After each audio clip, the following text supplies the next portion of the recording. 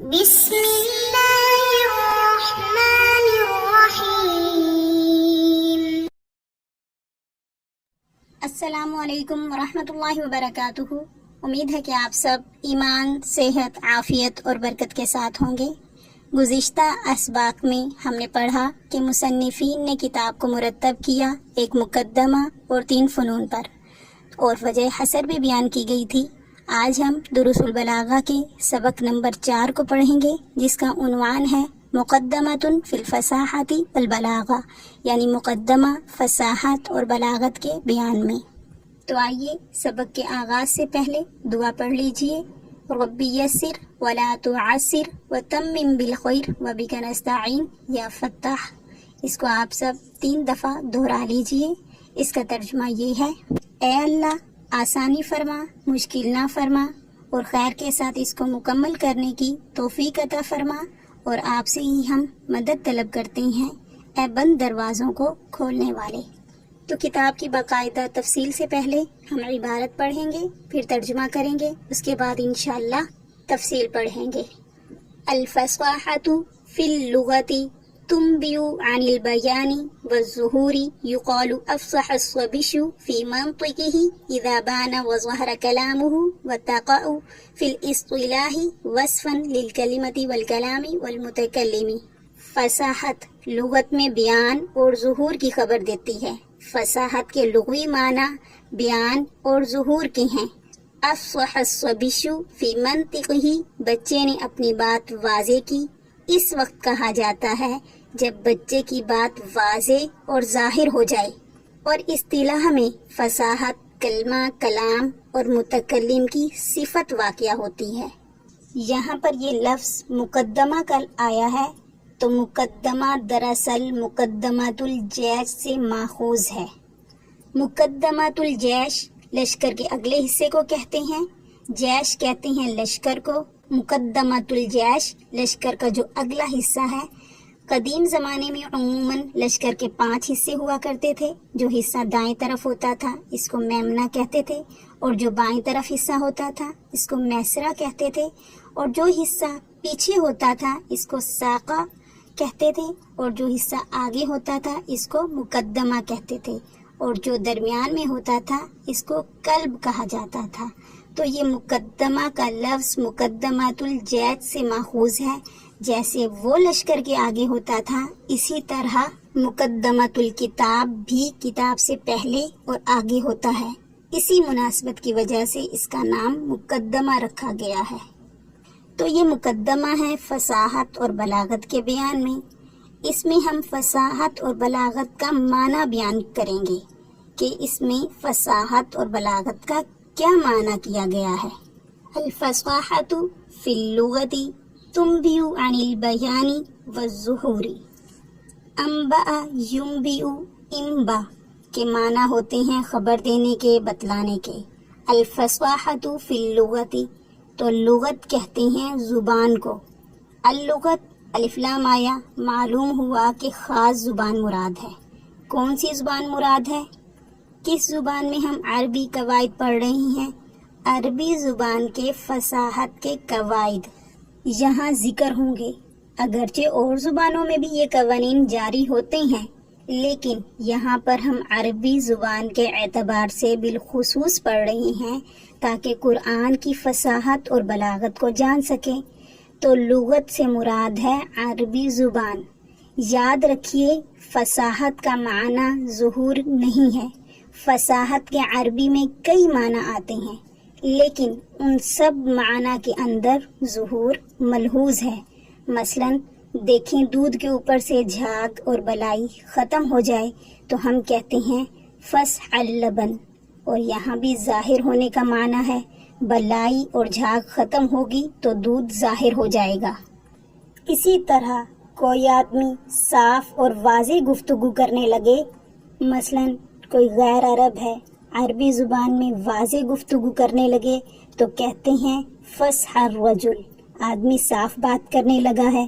اسی طرح بچہ جب بڑا ہوا، جب زبان صاف ہو گئی، اس کی الفاظ بولنے سیکھ لیے تو کہتے ہیں فصح الصبی، یعنی بچہ صاف بولنے لگا۔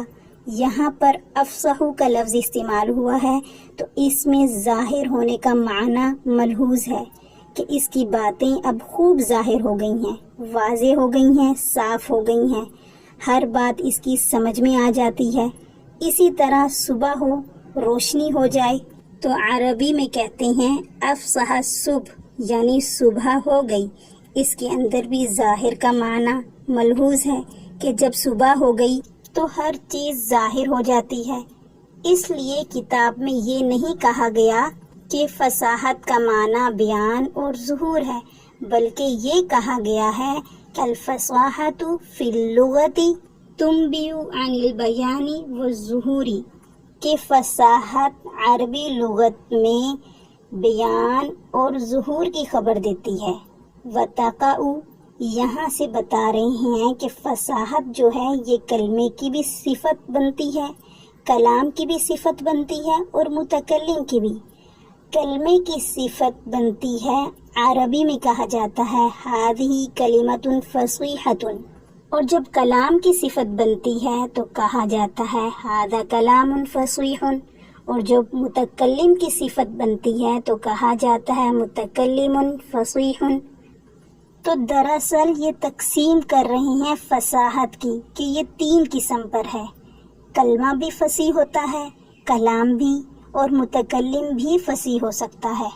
اب یہاں پر اشکال ہوتا ہے کہ اے صاحب کتاب، پہلے چیز کی تعریف کی جاتی ہے پھر تقسیم کی جاتی ہے، پہلے چیز کی پہچان تو کروائیے کہ آخر یہ چیز ہے کیا، پھر آگے اس کے افراد بھی ہمیں بتا دیجئے۔ جیسے کلمے کی تعریف میں الکلمۃ لفظ وضع لمعنى مفردا، پہلے کلمے کی تعریف کی، پھر آگے بتایا کہ یہ اسم ہے، فعل ہے، حرف ہے، یعنی پہلے کلمے کی پہچان کروائی، پھر اس کی تقسیم، اس کے افراد بتائی کہ یہ 3 قسم پر ہو سکتی ہے۔ تو آپ بھی پہلے فصاحت کی تعریف کیجئے، آپ کو بھی پہلے فصاحت کی تعریف کرنی چاہیے تھی۔ آپ نے تو ہمیں صرف اتنا بتایا کہ فصاحت خبر دیتی ہے ظہور کی، تو آپ نے تعریف سے پہلے ہی تفصیل شروع کر دی۔ تو جواب اس کا یہ ہے کہ یہاں کوئی مشترکہ تعریف ہو ہی نہیں سکتی کہ جس میں یہ فصاحت کلام، فصاحت کلمہ اور فصاحت متکلم تینوں اس کے اندر داخل ہو جائیں، تو کوئی ایسی تعریف ممکن ہی نہیں تھی۔ کلمے کی تعریف میں تو اسم بھی اس میں داخل ہو گیا، وَلَفْظٌ وُضِعَ لِمَعْنًى مُفْرَدًا، فعل بھی اس کے اندر داخل ہو گیا، تعریف ہو گئی اس کی، اور حرف بھی اس کے اندر داخل ہو گیا۔ تو وہ ایک ایسی تعریف تھی کہ تینوں اس کے اندر داخل ہو جاتے ہیں، لیکن یہاں ایسی تعریف ہو ہی نہیں سکتی، کوئی ایک مشترکہ مفہوم ہے ہی نہیں، 3 بالکل الگ الگ چیزیں ہیں۔ کلمے کے اندر فصاحت اور چیز ہے، کلام کے اندر فصاحت اور چیز ہے، متکلم کے اندر اور چیز ہے، اس لیے پہلے تقسیم کر دی، پھر ایک ایک کی الگ الگ تعریف کر دی۔ گویا کہ فصاحت کی مثال ایسے ہے جیسے کہ مستثنیٰ کی، آگے مستثنیٰ کی بحث آتی ہے تو پہلے وہ تقسیم کرتے ہیں، پھر اس کے بعد تعریف کرتے ہیں کہ مستثنیٰ 2 قسم پر ہے، ایک متصل اور ایک منقطع یعنی منفصل۔ تو یہاں پر بھی کوئی مشترکہ مفہوم نہیں تھا، اس لیے پہلے تقسیم کی اور پھر اس کے بعد اس کی تعریف کی۔ وَتَقَعُ فی الاصطلاح میں فصاحت کلمہ، فصاحت کلام اور متکلم کی صفت واقع ہوتی ہے۔ یہاں پر اصطلاح کی جگہ اصل لفظ ہونا چاہیے تھا۔ کیونکہ کلام عرب میں یہ جو کہا جاتا ہے ھذا کلام فصیح، ھذا متکلم فصیح وھذہ کلمۃ فصیح، تو یہ کسی کی خاص اصطلاح میں نہیں ہے، بلکہ کلام عرب میں کہ عرب والے فصاحت کے ساتھ کلمے کو بھی موصوف کرتے ہیں، کلام کو بھی موصوف کرتے ہیں اور متکلم کو بھی موصوف کرتے ہیں۔ تو یہاں پر اصل لفظ ہونا چاہیے تھا کہ عربی زبان میں یہ صفت بنتی ہے کلمے کی، کلام کی اور متکلم کی، یا یوں کہہ لیں کہ عربی لغت میں یہ صفت بنتی ہے تینوں کی۔ تو اسی طرح اصطلاح میں یعنی علم بلاغت میں بھی یہ تینوں کی صفت بنے گی۔ جزاکم اللہ خیرہ۔